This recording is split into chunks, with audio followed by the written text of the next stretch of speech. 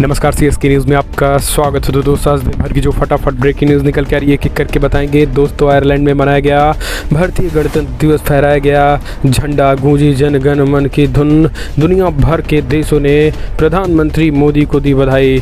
दूसरी बड़ी अपडेट, हमारा दुश्मन एक, घर आकर डांट देना, जाट नेताओं को लेकर गृहमंत्री अमित शाह की नई रणनीति।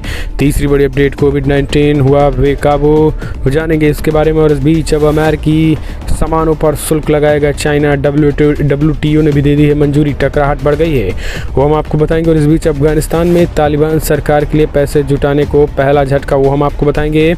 इस बीच पाकिस्तान पीपल्स पार्टी का बड़ा हमला, कहा इमरान खान की सरकार ने देश को बनाया भ्रष्टाचारी। तो सब कुछ खबरें एक एक करके आपको बताएंगे। जहां पे भारत ने सुरक्षा परिषद ने पाकिस्तान को लगाई लताड़, वो भी हम आपको बताएंगे। इस बीच जयंत चौधरी के जवाब पर बीजेपी का पलटवार, कहा आपके पास जाट समाज का ठेका नहीं है, तो बीजेपी ने लगाया। सब कुछ खबरें जानेंगे। और बीजेपी गठबंधन के पहले मुस्लिम उम्मीदवारों का बड़ा दावा, वो भी हम आपको बताएंगे। और यूएन ने अफगानिस्तान को लेकर जताई है चिंता, जानेंगे आखिर क्या कुछ है।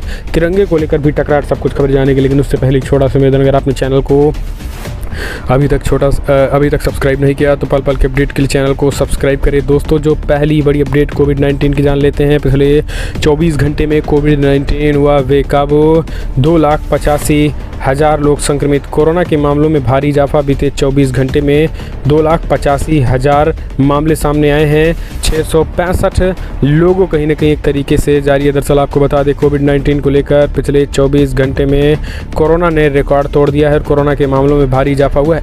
बीते 24 घंटे में 2,85,000 के करीब संक्रमित हैं और 665 लोगों की मौत हो गई है। भारत में कोरोना संकट का दौर लगातार जारी है। इस बीच संक्रमण की रफ्तार भी तेज हो गई है।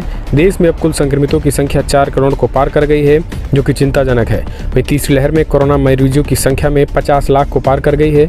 आपको बता दें, भारत संक्रमितों के मामले में अमेरिका के बाद दूसरे स्थान पर है। अमेरिका में अभी कुल लगभग 7 करोड़ मामले हैं। तो ये दोस्तों, कोविड-19 को लेकर बेहद हालात बेकाबू हो चुके हैं। एक और अपडेट ले लेते हैं दोस्तों, बिग ब्रेकिंग निकल के आ रही है। जहां पे आयरलैंड में मनाया गया भारतीय गणतंत्र दिवस, फहराया गया झंडा, गूंजी जन गण मन की धुन।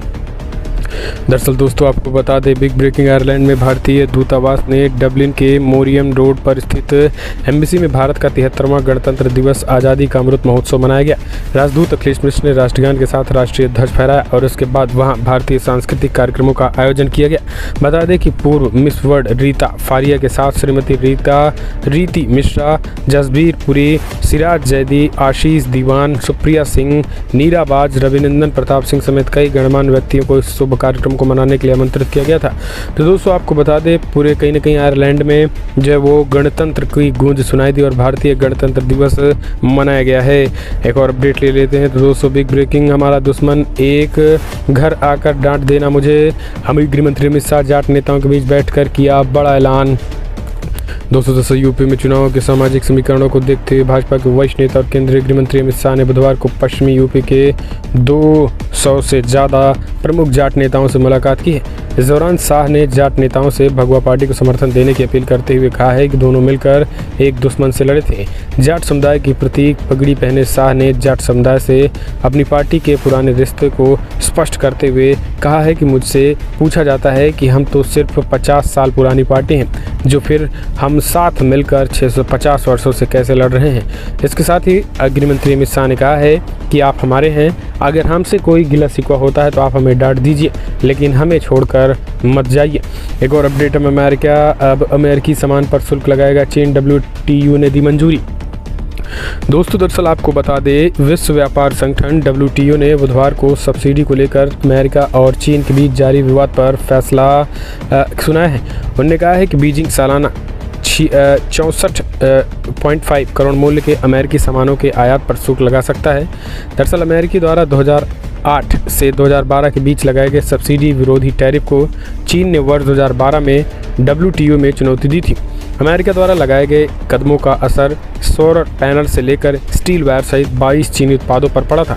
अमेरिका ने तर्क दिया था कि WTO के आसान नियमों से चीन न केवल मैन्युफैक्चरिंग वस्तुओं को सब्सिडी देने में स्वतंत्रता मिलती है, बल्कि उससे दूसरों में भी अपने सामान को डंप करने में मदद मिलती है। तो दोस्तों, कुल मिलाकर कहें तो अमेरिकी सामान पर शुल्क लगाएगा वो चाइना, और टकराहट बढ़ गई और WTO ने भी इसे मंजूरी दे दी। इसी को देखते हुए अमेरिका ने भी कई चीनी कंपनियों को बैन लगा दिया है। एक और अपडेट ले लेते हैं। तो दोस्तों, बिग ब्रेकिंग, पाकिस्तान पीपल्स पार्टी का बड़ा हमला, कहा इमरान खान की सरकार ने देश को बनाया भ्रष्टाचार का अड्डा।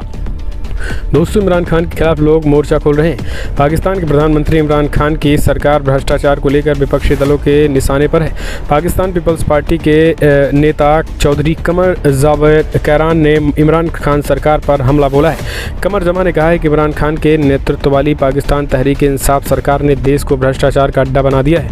द न्यूज़ इंटरनेशनल की रिपोर्ट्स के अनुसार बुधवार को मीडिया को संबोधित करते हुए PPP के नेता ने कहा है कि जब उनकी पार्टी के लोग भ्रष्टाचार खिलाफ आवाज़ उठाते थे तो पाकिस्तान तहरीक इंसाफ झगड़ा के नेता झगड़ा करने लगते थे। उन्होंने कहा है कि वैश्विक संस्थाओं ने भी इस बात की पुष्टि कर दी है कि देश में भ्रष्टाचार बढ़ा है। कैरा ने आगे कहा कि प्रधानमंत्री भ्रष्टाचार से लड़ने के लिए पूरी तरीके से नाकामयाब हुए हैं। एक और अपडेट, भारत ने सुरक्षा परिषद में पाकिस्तान को लगाई लताड़, कहा 26/11 के साजिशकर्ताओं को साथ दे रहे इमरान खान। दरअसल भारत ने संयुक्त राष्ट्र सुरक्षा परिषद में पाकिस्तान को जमकर लताड़ लगाई है। भारत ने कहा है कि पाकिस्तान आतंकियों को लगातार संरक्षण दे रहे हैं। पाकिस्तान में 26/11 के मुंबई हमले के साजिशकर्ताओं को संरक्षण मिलना जारी है। एनएससी में मंगलवार को सशस्त्र संघर्ष में आम नागरिकों की सुरक्षा विषय पर आयोजित एक खुली बहस में भारत ने यह भी कहा है कि दुनिया भर में होने वाले अधिकांश आतंकी हमले किसी न किसी रूप में पाकिस्तान से जुड़े होते हैं। संयुक्त राष्ट्र में इस्लामाबाद के राजदूत मुनीर अकरम की ओर से कश्मीर मुद्दा उठाने पर भारत ने पाकिस्तान को जमकर लताड़ लगाई है। तो 26/11 के मामले में UN में जाकर कहीं ना कहीं एक तरीके से करारा जवाब देने की कोशिश की गई है। एक और अपडेट ले लेते हैं। तो दोस्तों, BJP गठबंधन के पहले मुस्लिम उम्मीदवारों का बड़ा दावा, मुस्लिम वोटर्स को लेकर कही बड़ी बातें। दोस्तों, दरअसल आपको बता दें, यूपी विधानसभा चुनाव में रामपुर की 7 विधानसभा सीट से चुनाव लड़ रहे अपना दल SK उम्मीदवार हैदर अली खान ने समाजवादी पार्टी पर जमकर निशाना साधा। हैदर अली खान ने कहा है कि विपक्ष ने ये कहकर जनता का ध्यान भटकाने की कोशिश की, मुसलमानों के लिए NDA में कोई जगह नहीं है, लेकिन ये सच नहीं है। हमारा मुख्य एजेंडा विकास है। सपा सरकार के दौरान उन्होंने मजार पर सड़कें बनाई। यूपी में मुसलमान NDA को अब वोट करेंगे। इस तरीके से आप समझ लीजिए कि मुसलमान रामपुर में पूरी तरीके से BJP के खिलाफ साथ जा रहे हैं। एक और अपडेट, तिरंगा फहराने को लेकर हुआ गुंटूर के जिन्ना टावर पर विवाद, भाजपा ने CM पर साधा निशाना। दोस्तों, आपको बता दें, जिन्ना टावर का विरोध शुरू हो चुका है। दरअसल देश के 73वें गणतंत्र दिवस के शुभ अवसर पर आंध्र प्रदेश के गुंटूर में एक राजनीतिक विवाद ने जन्म ले लिया और गुंटूर स्थित जिन्ना टावर पर कुछ लोगों ने हमला बोल दिया था, जिसके बाद उन्हें हिरासत में ले लिया गया। और इसके बाद भाजपा ने मांग की है कि इस टावर का नाम देश के पूर्व राष्ट्रपति अब्दुल कलाम के नाम पर किया जाना चाहिए। वहीं MLC OP रेड्डी ने भाजपा पर हमला बोलते हुए कहा है कि भाजपा इसको एक सांप्रदायिक रंग देना चाहती है। रेड्डी ने भाजपा पर लोगों को उकसाने का भी आरोप लगाया है। उन्होंने ये भी कहा है कि जब वो सत्ता में थे तो तब इस टावर का नाम क्यों नहीं बदल दिया था। इस तरीके की चीज़ें उन्होंने कही और एक तरीके से सीधा हमला बोला है। एक और अपडेट, हामिद अंसारी के विवादित बोल, देश में बढ़ रही असहिष्णुता, ISI व दंगों से जुड़ी संस्था के कार्यक्रम में स्वरा भास्कर संघ शामिल हुए थे। दोस्तों, दरअसल अब आप समझ लीजिए, पूर्व उपराष्ट्रपति हामिद अंसारी, जिनको देश ने उपराष्ट्रपति बनाया, हामिद अंसारी 26 जनवरी को मौके पर एक अमेरिकी संस्था के वर्चुअल कार्यक्रम में विवादित बातें कही। उन्होंने आरोप लगाया कि देश में असहिष्णुता बढ़ रही है। इस कार्यक्रम में अभिनेत्री स्वरा भास्कर भी शामिल हुई थी। कार्यक्रम की आयोजक संस्था इंडियन अमेरिकन मुस्लिम काउंसिल IAMC है और ये संस्था पाकिस्तान खुफिया एजेंसी ISI व भारत में दंगे कराने की साजिश से जुड़ी बताई जाती है। अंसारी ने इस संस्था के मंच से केंद्र की मोदी सरकार पर निशाना साधा। उन्होंने कहा है कि भारत में नागरिक राष्ट्रवाद को सांस्कृतिक राष्ट्रवाद से बदलने की कोशिश हो रही है। अंसारी ने कहा है कि धार्मिक बहुमत को राजनीतिक एकाधिकार के रूप में पेश करके धर्म के आधार पर असहिष्णुता को बढ़ावा दिया जा रहा है। हामिद अंसारी के साथ इस कार्यक्रम में अमेरिका के 4 सांसद मौजूद थे। उनके अलावा अंतर्राष्ट्रीय धार्मिक स्वतंत्रता आयोग के प्रमुख ने भी कार्यक्रम में शिरकत की थी। तो दोस्तों, अब आप समझिए कि देश में असहिष्णुता बढ़ा रहे हैं इन जैसे लोगों ने। हम चलते हैं एक और अपडेट, मथुरा पहुंचे गृह मंत्री अमित शाह। जी हाँ, बड़ी खबर निकल के आ रही है है। सरकार में जाति विशेष का काम होता है। ये चुनाव भारत के भाग्य का निर्माण करने वाला है। दरअसल उत्तर प्रदेश में 10 फरवरी को पहले चरण का मतदान होना और इसके लिए सभी पार्टियों ने प्रत्याशियों का ऐलान भी कर दिया है। राजनीतिक उठापटक के बीच चुनाव जीतने के लिए राजनीतिक दलों ने पूरी ताकत झोंक दी है। नेताओं के दल बदलने का सिलसिला भी जारी है और इन सब के साथ नेताओं की बयानबाजी और गुटबाजी भी है अब सामने आने लगी है। दरअसल आपको बता दें कि गृह मंत्री अमित शाह जो है वो कहीं न कहीं एक तरीके से कहा कि भाजपा सरकार के बाद बाहुबली पुलिस ने सरेंडर कर दिया है। इसके साथ मथुरा में कहीं न कहीं मोदी सरकार नहीं होती तो राम मंदिर नहीं बनता, ये गृह मंत्री अमित शाह ने कहा है। और कहा है कि आने वाले समय में भारतीय जनता पार्टी की हम फिर से पूर्ण बहुमत की सरकार बना रहे हैं। सपा और बसपा की सरकार में जाति विशेष का काम होता था। ये चुनाव भारत के भाग्य का निर्माण करने वाला है और ये उन्होंने पूरी तरीके से इस पर जोर देते हुए ये चीज़ें कही हुई हैं। एक और अपडेट ले लेते हैं। दिल्ली में वीकेंड कर्फ्यू, जी हाँ, दरअसल ऑड इवेंट का नियम खत्म, शादी समारोह में ढील। दोस्तों कोरोना 2,85,000 आया है और इसी को लेकर ये सारी चीज़ें निकल के आ रही है। एक और अपडेट लेते हैं। खान सर, जी हाँ, कौन है खान सर? समझिए, जिसने RRB NTPC को लेकर मुद्दे को भड़काया। आज आगजनी हो रही है जगह जगह पे। दरअसल दोस्तों आपको बता दें, बिहार के पटना वाले खान सर यूट्यूब की दुनिया के चर्चित शिक्षकों में से एक हैं। उनका channel Khan GS research centre लोकप्रिय है। इसके करीब लगभग 1,45,00,000 फॉलोअर हैं और वो करंट अफेयर और GS के टॉपिक्स को इतनी सरलता से समझाते हैं कि हर कोई उनका दीवाना है।